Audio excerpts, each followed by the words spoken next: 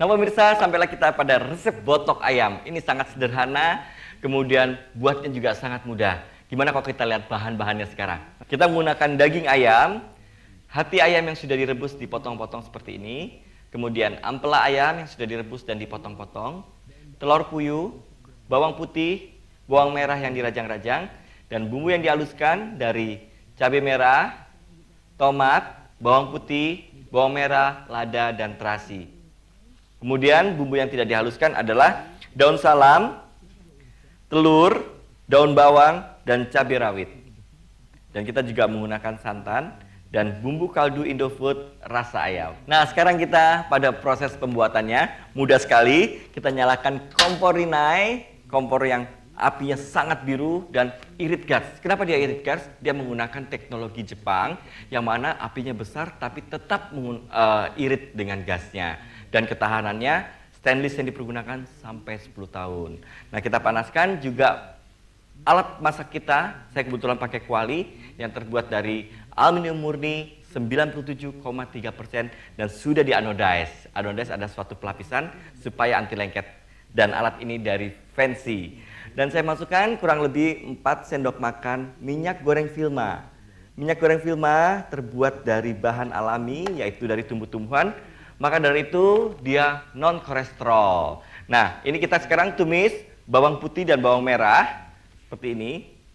Ditumis hingga harum. Tidak perlu sampai kekuningan, tetapi cukup hingga harum saja ya. Ya, seperti ini. Kemudian semua bahan kita campur jadi satu, yaitu ampela, ati, telur puyuh, dan daging ayam. Kemudian kita campur lagi dengan bumbu yang dihaluskan. Kemudian santan. Santan yang cukup kental. Seperti ini kita aduk rata. Nah kita juga tambahkan bumbu kaldu Indofood rasa ayam. Supaya masakan kita lebih gurih, lebih sedap, dan lebih afdol ya kecampuran ini.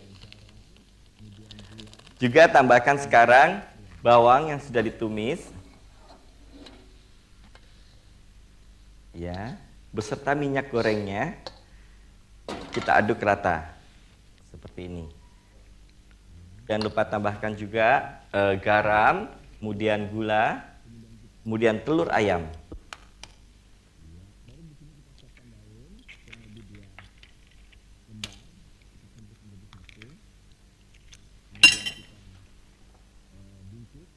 Ya, kita campur jadi satu. Kemudian kita masukkan daun bawang, kemudian kita aduk rata. Iya, baru di sini kita siapkan daun, kurang lebih 2 lembar, kita tumpuk menjadi satu. Kemudian kita bungkus dengan bungkus botok. Kemudian kita ambil daun salam, kemudian kita masukkan ke dalam dasar daun. Kita ambil kurang lebih 2 atau 3 sendok makan adonan botok ayam.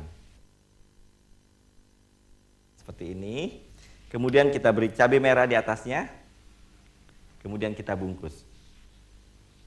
Gaya membungkusnya itu dinamakan botok. Ada yang pincuk, ada yang takir. Nah ini bungkusan seperti ini biasanya disebut dengan botok.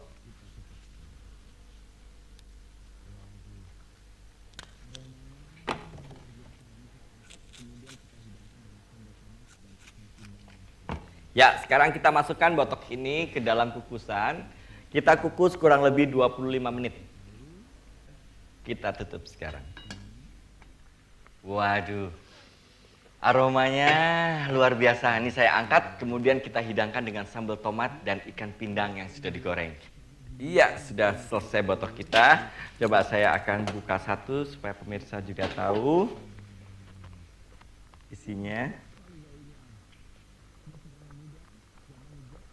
Nah, ini adalah botoknya.